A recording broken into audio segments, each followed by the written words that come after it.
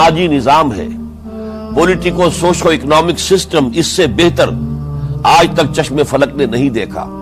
یہ حجت قائم کرنے کے لیے جن حضرات نے اپنی جانوں کا نذرانہ پیش کر دیا، گویا کہ وہ اللہ کے گواہ قرار پائے، ان کے لیے لفظ شہید استعمال کیا گیا۔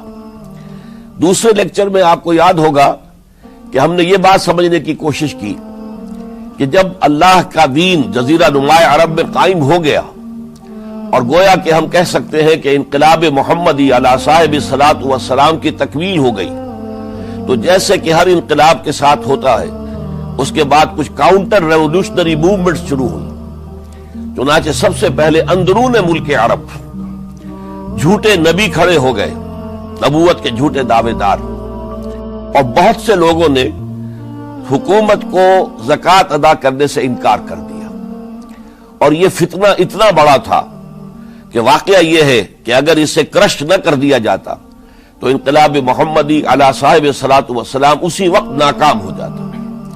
یہ حضرت ابو بکر صدیق رضی اللہ تعالیٰ عنہ کے فضائل کا سب سے درخشاں باب ہے کہ انہوں نے اپنے عزم اور ہمت اور استقلال اور اللہ پر اعتماد، اللہ پر توکل اور بھروسے کے ساتھ ان دونوں فتنوں کو آئرن ہینڈ کے ساتھ کرش کر دیا، اور سال سوا سال ہی میں ان دونوں کاؤنٹر ریولوشنری موومنٹس کو ختم کر کے اس کے بعد انہوں نے جلد ہی اس نظام کا گویا کہ انچارج حضرت عمر رضی اللہ تعالیٰ عنہ کو بنا دیا کہ جو خلیفہ ثانی ہے۔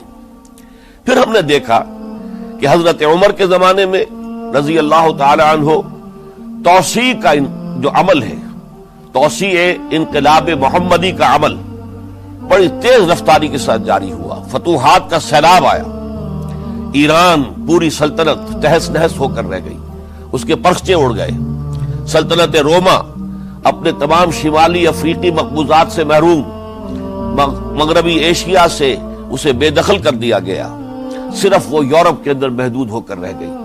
اب ظاہر بات ہے کہ اس کے خلاف بھی تو پھر رد عمل ہونا تھا، کاؤنٹر ریولوشنری موومنٹس اٹھنی تھی۔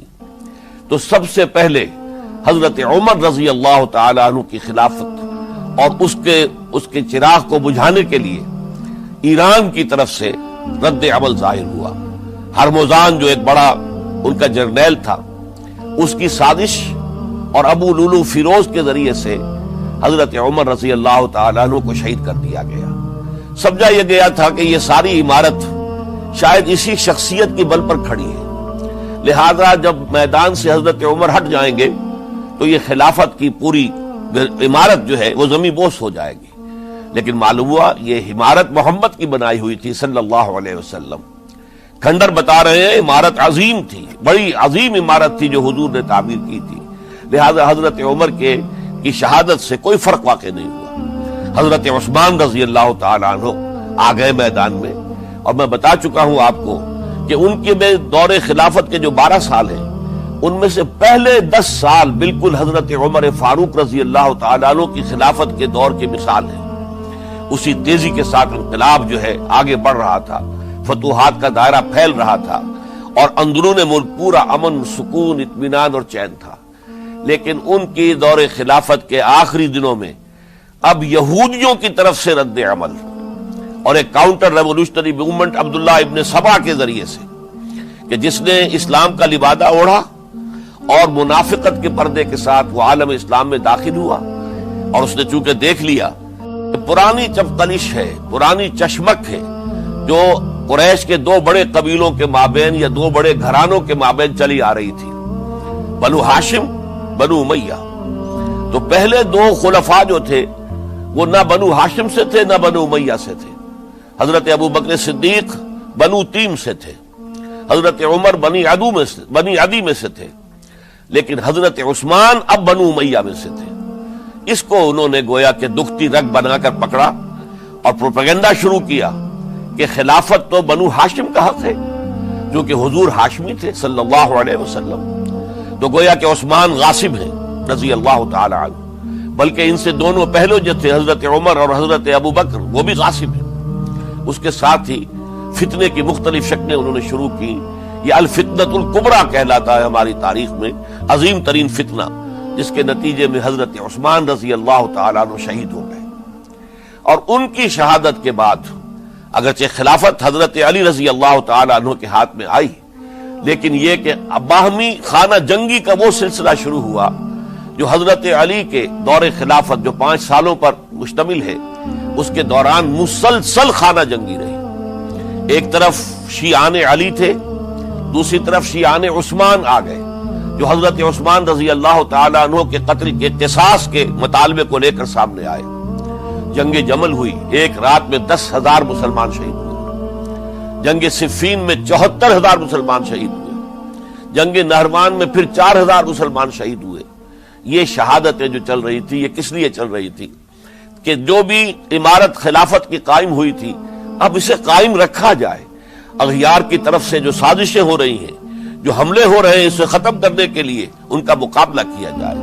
تو یہ اور اس کا یہ دور ختم ہوتا ہے حضرت علی کی شہادت پر رضی اللہ تعالی عنہ۔ اور یہ بات نوٹ کر لیجئے کہ حضرت علی کو شہید کرنے والے وہ خارجی تھے۔ عبد الرحمن ابن ملجم خارجی طبقے سے تعلق رکھتا تھا جو پہلے حضرت علی کے لشکر میں شامل تھے، لیکن جب حضرت علی نے رضی اللہ تعالی عنہ تحکیم اور ثالثی کی تجویز قبول کر دی تو وہ ناراض ہو گئے کہ اللہ تعالیٰ ہی ہے حاکم اور حکم، ان الحکم الا للہ، یہ انسانوں کو حکم کیوں بنا لیا گیا؟ اور اس میں اتنی شدت اختیار کی کہ وہ علیحدہ ہو گئے، اس لیے انہیں خوارج کہا گیا۔ انہوں نے رائے یہ قائم کر دی جو مسلمان کبھی کوئی گناہ کبیرہ کا ارتکاب کرے گا وہ کافر قرار پائے گا، جب کافر ہوگا تو گویا کہ مرتد ہے تو واجب القتل، اس کا مال، اس کی عزت سب مباح ہے۔ یہ ہمارا سب سے پہلا گمراہ ترین فرقہ تھا۔ انہی میں سے 3 افراد نے بیٹھ کر اسکیم بنائی کہ یہ 3 افراد ایسے ہیں کہ جن کو اگر میدان سے ہٹا دیا جائے تو شاید مسلمانوں کی باہمی خانہ جنگی ختم ہو جائے اور مسلمان پھر کسی ایک خلیفہ پر راضی ہو جائیں، اور یہ تینوں کافر ہیں، معاذ اللہ ثم معاذ اللہ۔ حضرت علی کافر ہیں، ان کو قتل کرنے کی ذمہ داری عبد الرحمن ابن ملجم نے لی۔ حضرت معاویہ قاتل ہیں، ان کے لیے کسی اور کو اسائن کیا گیا۔ عمرو بن العاص قاسم ہیں، ان کے لیے کسی اور کو اسائنمنٹ دی گئی۔ ہوا یہ کہ حضرت عمرو بن العاص وہ تو اس روز فجر کی نماز میں آئے نہیں، ان کی جگہ جو امام تھا وہ شہید کر دیا گیا۔ حضرت معاویہ رضی اللہ تعالی عنہ ان پر وار اوچھا پڑا، زخمی تو ہوئے لیکن یہ کہ پھر تندرست ہو گئے۔ حضرت علی رضی اللہ تعالی عنہ پر بہت کاری وار ہوا اور حضرت علی رضی اللہ تعالی عنہ کی شہادت سن 35 ہجری میں ہو گئی۔ یہ جو خلافت راشدہ کا اختتام یا تو سن 35 ہجری میں حضرت علی کی شہادت سے سمجھا جائے گا، یا میری ذاتی رائے ہے کہ نہیں، اس میں حضرت حسن کا دور خلافت بھی شامل ہونا چاہیے۔ حضرت حسن کو کسی نے نامزد نہیں کیا تھا، نہ انہوں نے اپنی امیدواری کے ساتھ اپنی طاقت کے بل پر خلافت حاصل کی تھی، بلکہ حضرت علی سے جب یہ کہا گیا تھا کہ کیا ہم آپ کے بیٹے حسن کے ہاتھ پر بیعت کر لیں، تو انہوں نے فرمایا تھا کہ میں نہ تمہیں روکتا ہوں نہ حکم دیتا ہوں، یہ تمہارا معاملہ ہے، تم جسے مناسب سمجھو اس کے ہاتھ پر بیعت کر لو۔ حضرت حسن رضی اللہ تعالیٰ عنہ نے جن کے ہاتھ پر جو بیعت ہوئی، اب معاملہ یہ ہو گیا کہ امیر معاویہ رضی اللہ تعالیٰ عنہ وہ ایک لشکر لے کر شام سے چلے۔ حضرت حسن 50,000 آدمیوں کے ساتھ ادھر سے نکلے، لیکن یہ ہے کہ انہیں محسوس ہو گیا تھا کہ میرے ساتھیوں میں ایسا فسادی عنصر بھی موجود ہے جو عبداللہ ابن سبا کے ساتھیوں میں سے، کہ وہ کسی اچھے کام کو پسند نہیں کرتا، لہذا انہوں نے پھر صلح کی پیشکش کی۔ حضرت معاویہ کو پیغام بھیجا کہ میں مصالحت چاہتا ہوں، بتائیے شرائط کیا ہیں۔ حضرت معاویہ نے بلینک پیپر بھیج دیا، سادہ کاغذ، کہ آپ جو شرائط چاہیں اس پر لکھ دیں، وہ مجھے قبول ہوں گے۔ حضرت حسن نے رضی اللہ تعالیٰ عنہ شرائط لکھ دی، حضرت معاویہ نے قبول کر لی، تو حضرت حسن دستبردار ہو گئے خلافت کے دعوے سے، اور اس کے بعد پھر حضرت امیر معاویہ کی خلافت کی بیعت کی گئی۔ اس سے پہلے انہوں نے خلافت کی بیعت نہیں لی تھی۔ یہ ہے سن 41 ہجری، اور اسے عام الجماع کہا جاتا ہے، یعنی یہ اختتام ہے مسلمانوں کی خانہ جنگی کے دور کا۔ پھر جمعیت ایک ہو گئی، پھر عالم اسلام متحد ہو گیا۔ اب پورا کا پورا عالم اسلام حضرت امیر معاویہ کے زیر خلافت تھا۔ اور حضرت امیر معاویہ کون ہے؟ وہ خود ایک صحابی رسول ہے، جلیل القدر صحابی رسول ہے۔ اور آپ کو میں نے کل بھی بتایا تھا کہ حضرت معاویہ رضی اللہ تعالی عنہ کی ایک ہمشیرہ ام حبیبہ رضی اللہ تعالی عنہ حضور کے ازواج مطہرات میں سے ہیں، تو حضور کے گویا کے برادر نسبت ہی ہوئے۔ جو چند لوگ جو وحی کے لکھنے پر جو کاتبین وحی جو حضور نے مقرر کیے تھے، ان میں سے ایک حضرت معاویہ بھی ہے۔ پھر حضرت معاویہ کے لیے حضور کی دعا ہمیں ملتی ہے، اللہم اجعلہ ہادیا مہدیا، اے اللہ اسے ہادی ہدایت دینے والا بنا دے اور مہدی بنا دے جو ہدایت یافتہ ہو۔ تو یہ ان کی شان ہے۔ اور پھر یہ کہ ان کے زمانے میں جب عالم اسلام متحد ہو گیا، داخلی خلفشار ختم ہو گیا، تو فتوحات کا سلسلہ بھی دوبارہ جاری ہو گیا۔ حضرت علی رضی اللہ تعالیٰ عنہ کے 5 سالہ دور خلافت میں کوئی توسیع نہیں ہو سکی تھی دارالاسلام کی، کوئی مزید علاقے جو ہیں سلطنت اسلامی میں شامل نہیں کیے جا سکے تھے، اس لیے کہ سارا معاملہ تو داخلی خلفشار کا تھا۔ وہ جو خانہ جنگی ہو رہی تھی، ایک دوسرے کی تیروں اور تلواروں اور نیزوں سے 1 لاکھ کے قریب مسلمان ختم ہو گئے تھے، تو اندر سے گویا کہ موشن ٹوٹ گیا اس سیلاب کا۔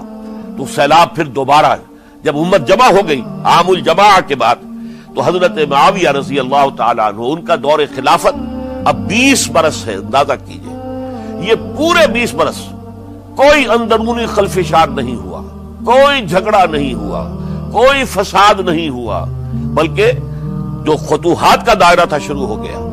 بکرار اور سندھ کے علاقے فتح ہوئے، کابل اور یہ افغانستان کا علاقہ فتح ہوا، ترکستان کے علاقوں کے اندر پیش قدمی ہوئی۔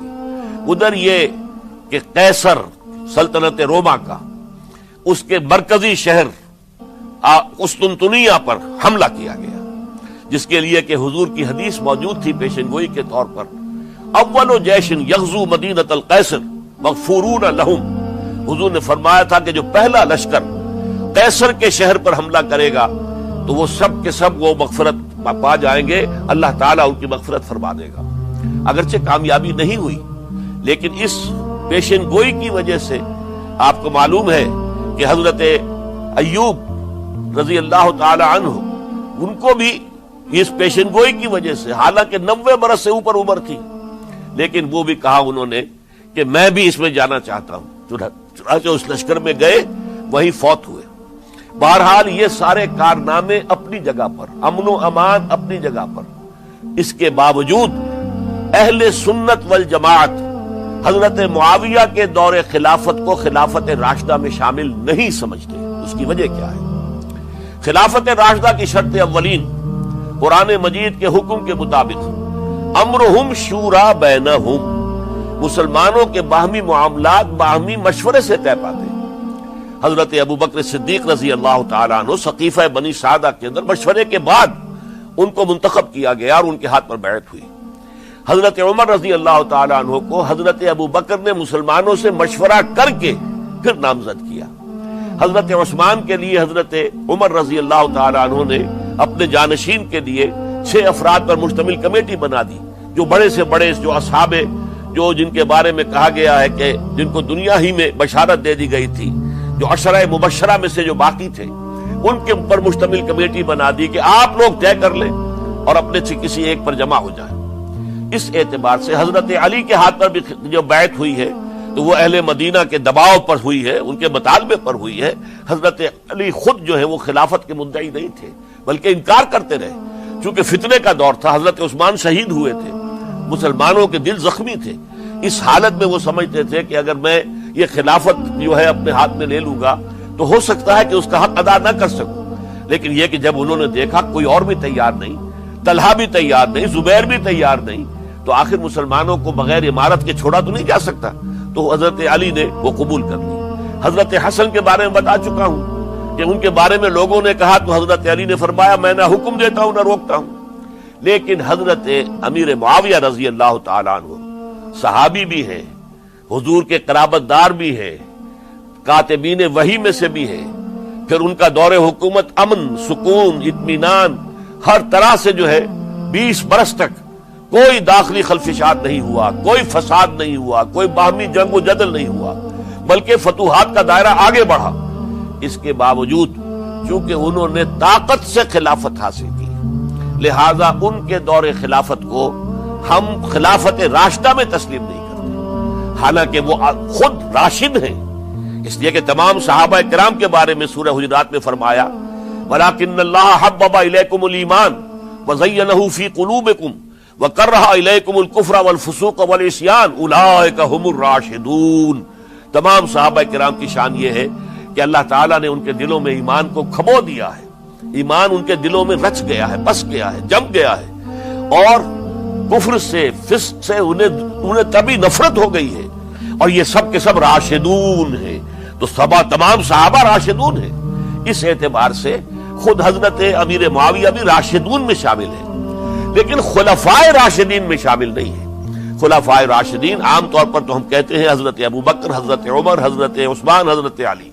میں نے اپنی ذاتی رائے، حقیر سی رائے عرض کی ہے، اس میں حضرت حسن کا دور بھی شامل ہونا چاہیے 6 مہینے کا، تب وہ 30 برس پورے ہوتے ہیں، جو حدیث میں آیا ہے کہ خلافت جو ہے وہ 30 برس رہے گی، اس کے بعد ملوکیت شروع ہو جائے گی۔ تو ملوکیت کا پہلا قدم یہ تھا کہ حضرت معاویہ نے طاقت سے بزور خلافت حاصل کی، اس لیے ان کو خلیفہ راشد ہم نہیں کہتے۔ البتہ یہ ضرور ہے کہ ان کا دور بہت پرسکون دور تھا۔ البتہ جب 10 برس گزر گئے حضرت معاویہ کے دور حکومت کو، اب میں یہاں لفظ خلافت کی بجائے دور حکومت استعمال کر رہا ہوں، جو کہ خلافت راشدہ سے ذرا اس کا فرق واضح ہو جائے، تو اس وقت ایک اور صحابی، جلیل القدر صحابی مغیرہ ابن شعبہ رضی اللہ تعالی عنہ، وہ حضرت معاویہ کے پاس آئے اور انہوں نے یہ کہا کہ دیکھیے، اگر آپ نے اپنے بعد اپنا جانشین نامزد نہ کیا تو ہو سکتا ہے پھر فسادات پیدا ہو جائے، پھر مختلف لوگ خلافت کا دعویٰ لے کر کھڑے ہو جائیں، پھر خانہ جنگی ہو جائے۔ 5 برس کی خانہ جنگی میں 1 لاکھ سے زیادہ مسلمان شہید ہو چکے ہیں، قتل ہو چکے ہیں، ہلاک ہو چکے ہیں۔ اب دوبارہ وہی دور نہ آ جائے، لہذا آپ اپنا جانشین نامزد کر دیجئے۔ امیر معاویہ ریلیکٹنٹ تھے، لیکن انہوں نے دلائل دیے، دلائل مضبوط تھے۔ انہوں نے کہا کہ اب کبار صحابہ دنیا سے رخصت ہو چکے، وہ جماعت کہ جن کی تربیت اور تزکیہ، جن کی تعلیم حضور نے خود کی تھی اور ان کو اندر سے پاک کر دیا تھا، ان کی نیتیں بالکل پاک ہو چکی تھی، کوئی نفسانیت ان میں نہیں رہی تھی، وہ جماعت تو اکثر و بیشتر اب ختم ہو چکی، فوت پا چکے، وفات ہو چکی۔ لہذا اب جو ہے اکثر و بیشتر نو مسلم ہیں، جو بعد کے فتوحات کے ذریعے سے اسلام لائے ہیں، لہذا ان کے اندر نہ وہ پختگی ہے، نہ ان کے اندر وہ تقوی ہے، نہ تدین ہے، نہ اصول پرستی ہے۔ اسلام کی پوری تعلیمات جو ہیں وہ ان کے وجود کے اندر، ان کے شعور کے اندر گہری اتری ہوئی نہیں ہے، لہذا اب صورتحال وہ نہیں رہ سکے گی جو حضرت ابو بکر یا حضرت عمر یا حضرت عثمان یا حضرت علی کے زمانے میں تھی، لہذا آپ نامزد کیجئے۔ یہ بھی بتا دوں کہ مغیرہ ابن شعبہ کون تھے رضی اللہ تعالیٰ عنہ۔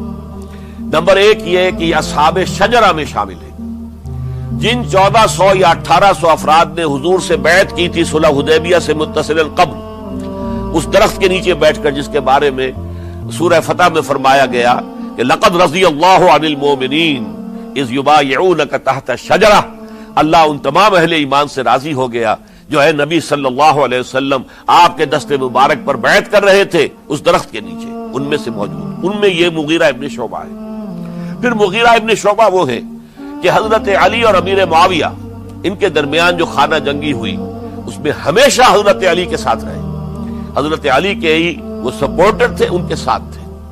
اس پہلو سے اچھی طرح سمجھ لیجئے کہ یہ نہیں ہے کہ وہ در حقیقت کوئی پہلے سے وہ امیر معاویہ کے ساتھی تھے، نہیں، لیکن اب جو صورتحال وہ دیکھ رہے تھے، جہاں دیدہ انسان تھے، بہت بڑے سیاستدان تھے، جانتے تھے حالات کو، حالات کے نفس پر ان کا ہاتھ تھا، لہذا انہوں نے یہ مشورہ دیا اور پھر امیر معاویہ نے اس مشورے کو قبول کر لیا اور یزید کی ولی عہدی کا اعلان کر دیا۔ یہ بالکل مڈل ہے حضرت امیر معاویہ کے دور خلافت کا درمیان، یہ 10 سال جب ہو گئے تھے حضرت امیر معاویہ کی خلافت کو یا حکومت کو، تب یہ معاملہ پیش آیا اور یزید کے ہاتھ پر یہ بیعت ولی عہدی تمام جو بھی مختلف گورنرز تھے ان کے ذریعے سے کہہ دیا گیا اپنے اپنے علاقے کے لوگوں سے بیعت لے لو۔ یہ بیعت عام طور پر لوگوں نے کر لی، البتہ 5 شخصیتیں جو بہت نمایاں تھیں انہوں نے اس بیعت سے انکار کیا۔ ان میں کون تھے ذرا نوٹ کیجئے، حضرت ابو بکر فوت ہو چکے، ان کے بیٹے عبد الرحمن ابن ابی بکر. حضرت عمر فوت ہو چکے، ان کے بیٹے عبداللہ ابن عمر. حضرت زبیر فوت ہو چکے، ان کے بیٹے عبداللہ ابن زبیر. حضرت عباس فوت ہو چکے، ان کے بیٹے عبداللہ ابن عباس. حضرت علی شہید ہو چکے، ان کے بیٹے حسین ابن علی رضی اللہ تعالی عنہم اجمعین. یہ 5 جو امت کے بہت بڑے 5 افراد کے گویا کے وہ چشم و چراغ تھے ان گھرانوں کے، انہوں نے انکار کیا. اور ان میں خاص طور پر عبد الرحمن ابن ابی بکر نے یہ جملہ کہا کہ تم چاہتے ہو کہ قیصر و کسریٰ کی سنت پر عمل کرو کہ باپ کے بعد بیٹا حاکم بن جائے. یعنی ایک قدم تو خلافت کا نظام پہلے ہی نیچے اتر چکا. مشاورت سے تو حضرت امیر معاویہ کا بھی جو نسب ہوا ہے وہ مشاورت سے نہیں ہوا. ایک درجے میں وہ جو اللہ تعالیٰ کے رسول نے عمارت بنائی تھی شاندار، اس خلافت کا جو سیاسی نظام تھا، اس میں ایک تو کڑی آ چکی زوال کی کہ ایک شخص نے طاقت کے ذریعے سے خلافت حاصل کر لی. اب اس کی اگلی کڑی لانا چاہتے ہو کہ قیصر و کسریٰ کے طریقے سے خاندان کے اندر، ایک قبیلے کے اندر یہ خلافت جو ہے یا حکومت جو ہے نسل بعد نسل، باپ کے بعد بیٹا اور بیٹے کے بعد پوتا، اس کو ہم کبھی گوارا نہیں کریں گے. حضرت امیر معاویہ بہت دانشمند انسان تھے. انہوں نے ان 5 حضرات پر کوئی تشدد نہیں کیا، کوئی جبر نہیں کیا، بلکہ رہنے دیا. ٹھیک ہے، یہ بیعت نہیں کر رہے، ابھی تو بیعت ولی عہدی ہے، کوئی حرج نہیں. لہذا کوئی جھگڑا، کوئی اس وجہ سے کوئی فساد، اس بنا پر کوئی جنگ نہیں ہوئی. 10 سال گزر گئے، یعنی 10 سال تک یزید ولی عہد رہا ہے. 10 سال تک. اور اس سوائے ان 5 بڑی شخصیتوں کے جو پوری امت تھی، عوام الناس تھے، ان سب نے اسے قبول کیا. یہ صورتحال اب جب پیدا ہوئی جب حضرت امیر معاویہ کا انتقال ہو گیا، یہ سن 60 ہجری ہے. اب سوال پیدا ہوا کہ وہ ولی عہدی کی بیعت اب بیعت خلافت میں منتقل ہو جائے گی. لہذا پھر یہ ہوا کہ سب لوگوں سے، سب گورنروں کو لکھ دیا گیا تمام صوبوں کے اندر کہ اپنے اپنے لوگوں سے بیعت لے لو. ظاہر بات ہے کہ وہاں کوئی ریفرنڈم نہیں ہوتا تھا، کوئی ووٹ نہیں ہوتے تھے کہ اس کی پرچیاں ڈالی جا رہی ہوں، ایک شخص سے رائے لینا نہیں ہوتی تھی، بلکہ اس وقت کی جمہوریت یہ تھی اور شورائیت یہ تھی کہ ڈفرنٹ کلینز ہیں، ڈفرنٹ فیملیز ہیں، ڈفرنٹ ٹرائبز ہیں، ان کے سردار، ان کے بڑے لوگ، ان کے اہم لوگ بیعت کر لیں تو گویا کہ سب کی بیعت ہو گئی. وہ ایک قبائلی نظام تھا اور اس میں یہ نہیں تھا نظام کے ووٹ بنے ہوئے ہوں اور اس کی پرچیاں ڈالی جا رہی ہوں. تو تمام عالم اسلام نے گویا کہ بیعت قبول کر لی اب یزید کی بحیثیت خلیفہ. اب وہ جو 5 آدمی تھے ان میں سے ایک فوت ہو چکے تھے، حضرت عبد الرحمن ابن ابی بکر رضی اللہ تعالی عنہما، دونوں فوت ہو گئے، لیکن باقی 4 رہ گئے. ان 4 کو نوٹ کیجئے، اور یہ بڑا سینسٹیو ایشو ہے جس پر میں اب گفتگو کر رہا ہوں. ان 4 میں کون ہیں؟ عبداللہ ابن عباس، عمر میں سب سے بڑے وہ ہیں، اور ان کی شان یہ ہے کہ انہیں حبر الامہ کہا گیا ہے، امت کے سب سے بڑے عالم، اور قرآن مجید کے وہ سب سے پہلے مفسر ہیں.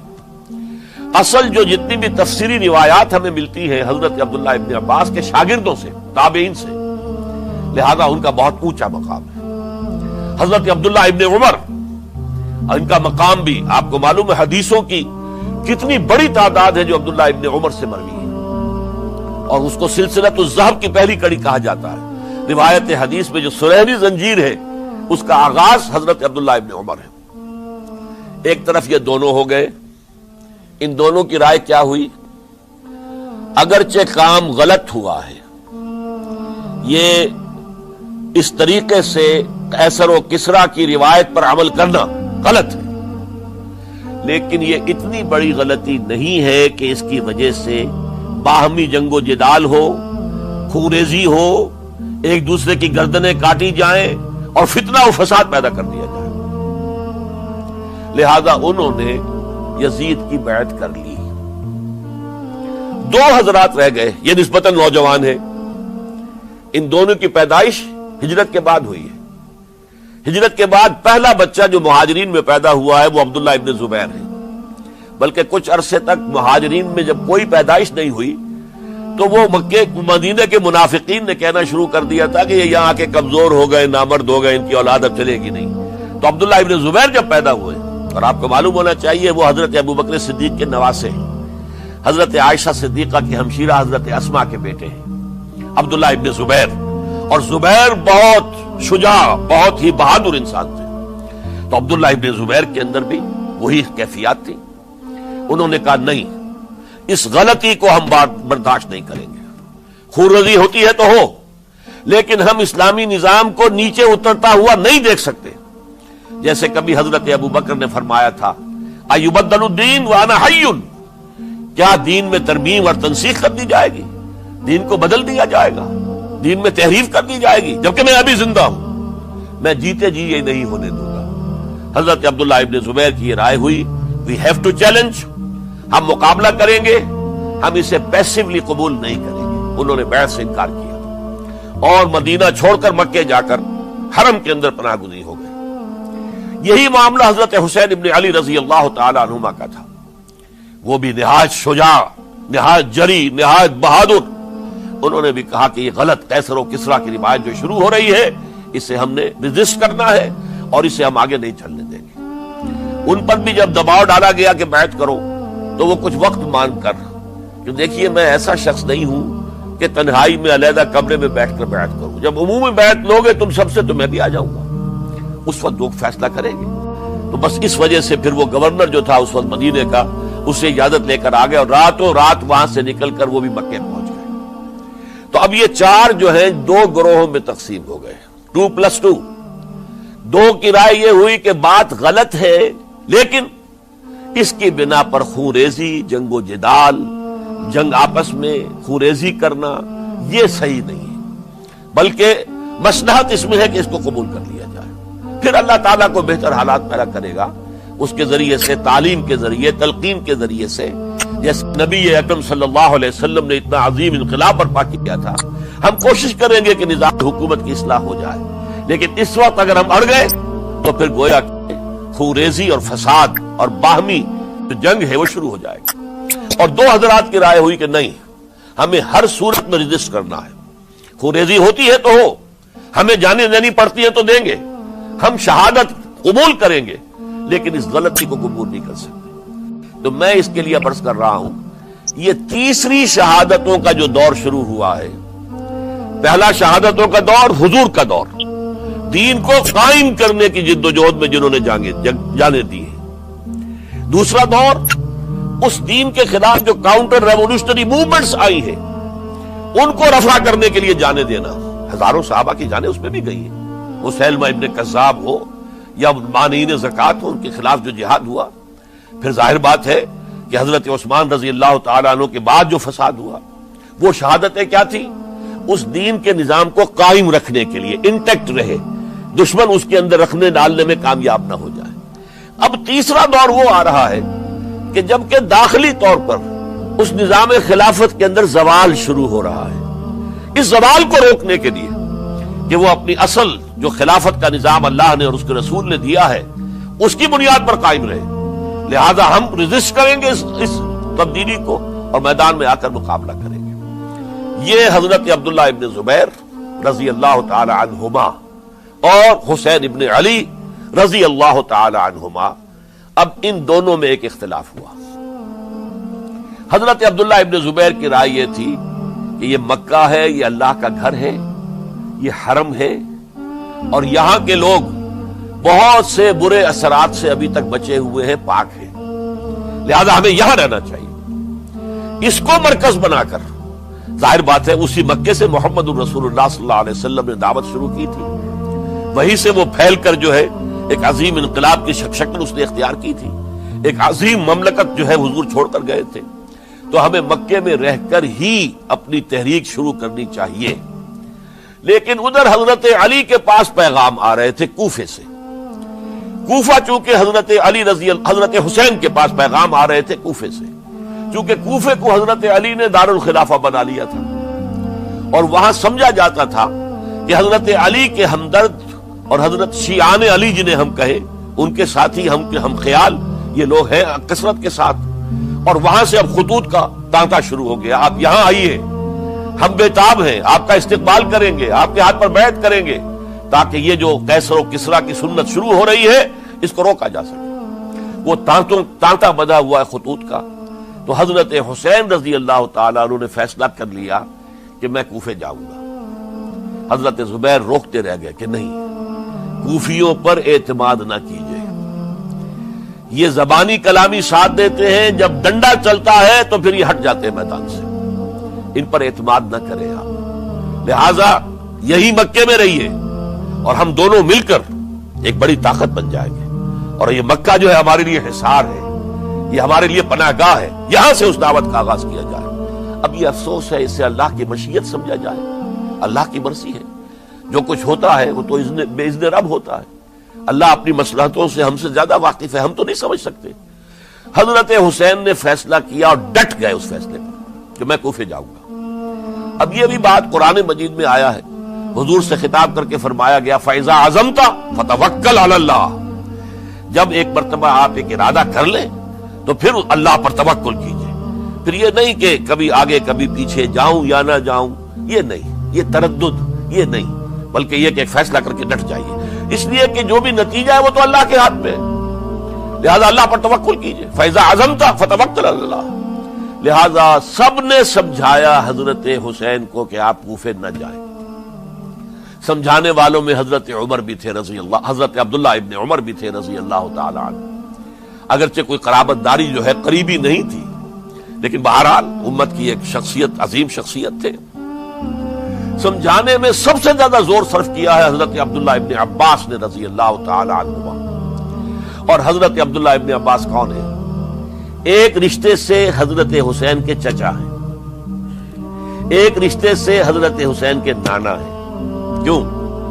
حضرت علی اور حضرت عبداللہ ابن عباس چچا زاد بھائی ہیں، عباس کے بیٹے، ابو طالب کے بیٹے، عباس اور ابو طالب بھائی ہیں، تو یہ فرسٹ کزن تھے حضرت علی اور عبداللہ ابن عباس رضی اللہ تعالی عنہ، لہذا انہوں نے جب کہا تو گویا کہ ایک چچا ایک بزرگ سمجھا رہا ہے، اور دوسرے رشتے سے حضور نانا تھے حضرت حسین کے، اور حضور بھی کزن تھے حضرت عبداللہ ابن عباس کے، چچا زاد بھائی۔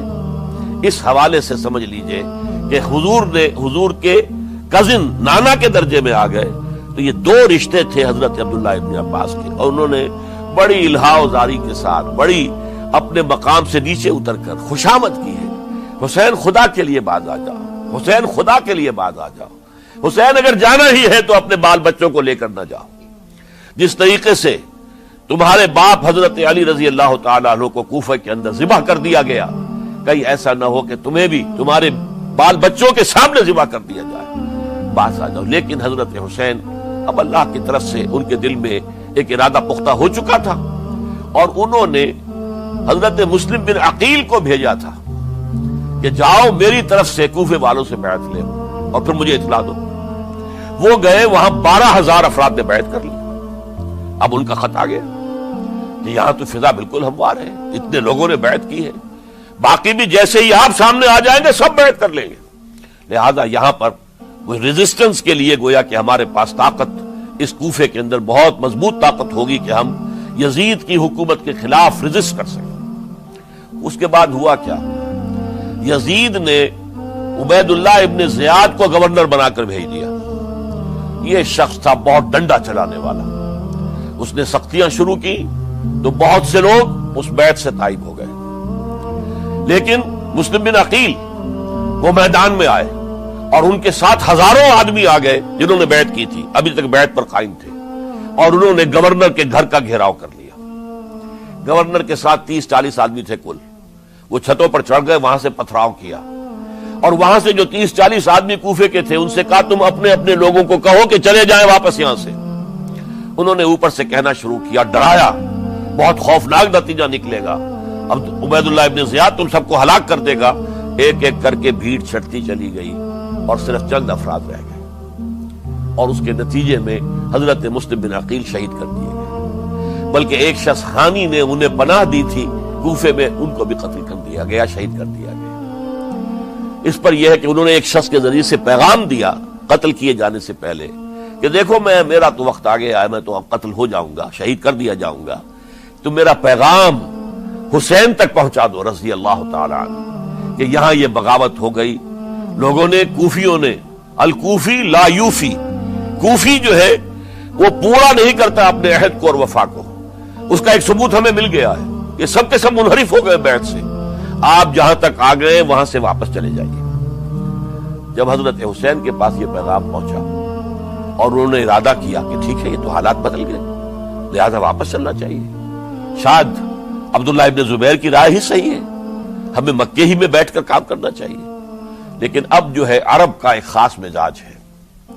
حضرت مسلم بن عقیل کے بیٹے آڑے آ گئے، اب ہم اپنے باپ کے خون کا قصاص لیے بغیر نہیں جائیں گے۔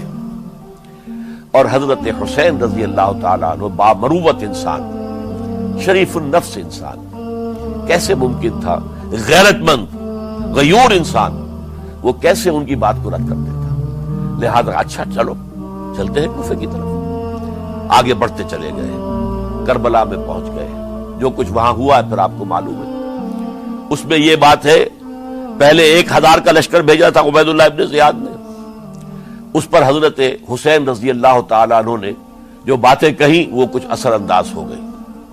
ان کا افسر جو تھا حر بن یزید تمیمی، وہ بعد میں حضرت حسین کا حامی ہو گیا اور حضرت حسین کے ساتھ ہی اس کو بھی شہادت نصیب ہوئی۔ پھر دوسرے کو بھیجا عمرو ابن سعد۔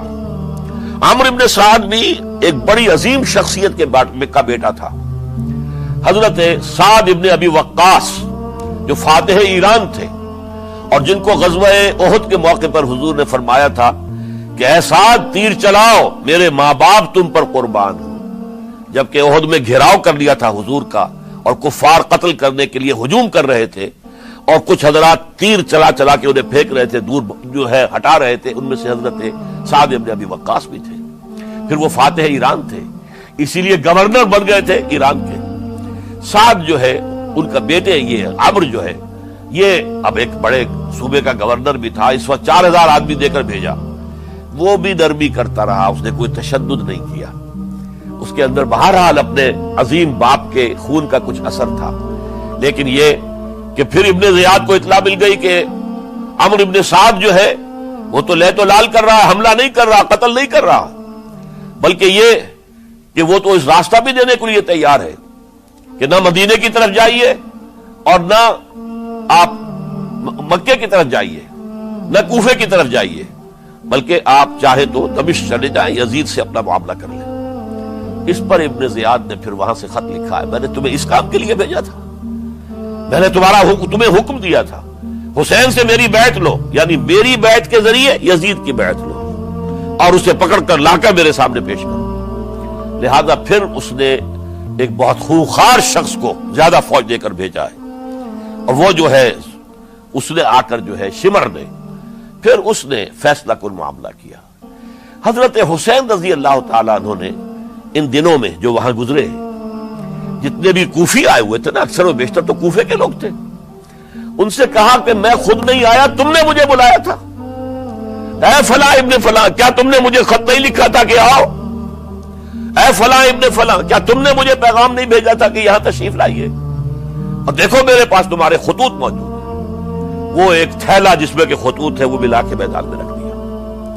یہ حضرت حسین رضی اللہ تعالیٰ عنہ کی شرافت اور اپنی صاف دلی، کوئی اس کے اندر عیاری نہیں تھی ان کے اندر، معاذ اللہ ثم معاذ اللہ، لیکن یہ کہ اس کا نتیجہ اچھا نہیں نکلا۔ نتیجہ کیا نکلا؟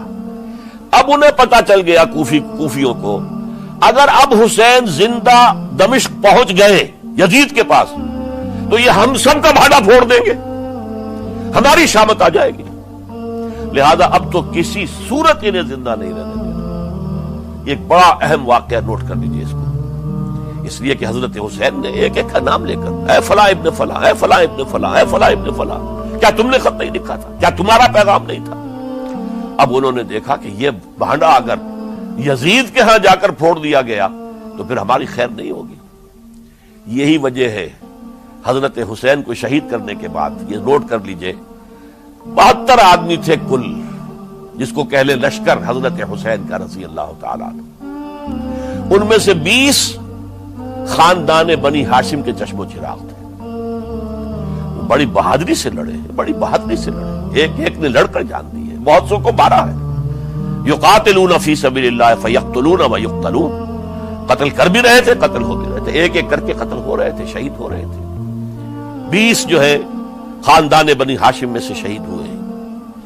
حضرت حسین رضی اللہ تعالیٰ عنہ کا ایک بہت ہی انفنٹ چھوٹا بچہ وہ بھی شہید ہوا ہے۔ باقی سب مرد، تمام مرد، سوائے ایک حضرت حسین کے بیٹے حضرت علی بن حسین زین العابدین کہلائے بعد میں، وہ بیمار تھے، وہ جنگ میں حصہ نہیں لے سکتے تھے، وہ بچ گئے صرف۔ اچھا، حضرت حسین شہید ہو گئے، یہ ہے 10 محرم الحرام سن 61 ہجری۔ کیا مطلب ہے؟ حضور کے انتقال کے ٹھیک 50 برس بعد، سن 11 ہجری میں حضور کا انتقال، اور سن 61 ہجری میں حضور کے نواسے اور جن کے بارے میں حضور نے فرمایا سیدہ شباب اہل الجنہ، حضرت حسین شہید کر دیے گئے۔ اور اس کے بعد اس لشکر نے خیموں کو آگ لگا دی۔ یہاں نکتہ سمجھ لیجئے، آگ کیوں لگائی؟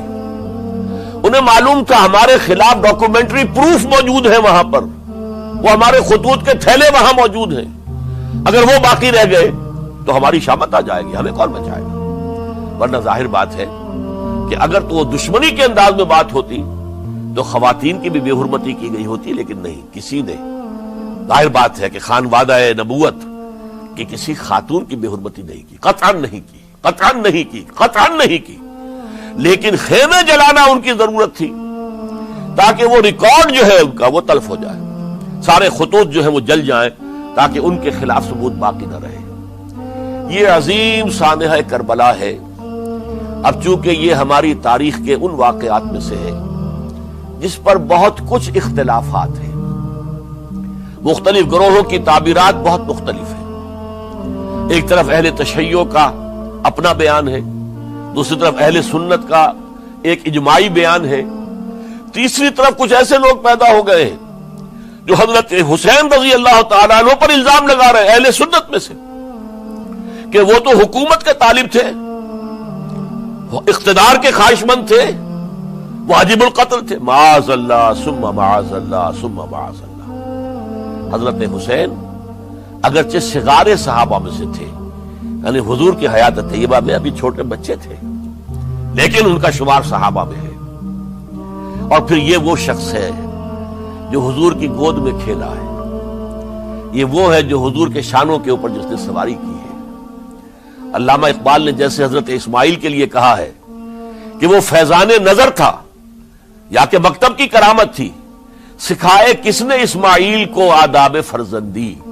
ظاہر بات ہے حضرت اسماعیل کسی اسکول اور مدرسے دارالعلوم میں پڑھے نہیں تھے کہ وہاں پتہ چلتا کہ والد کا حق کیا ہے۔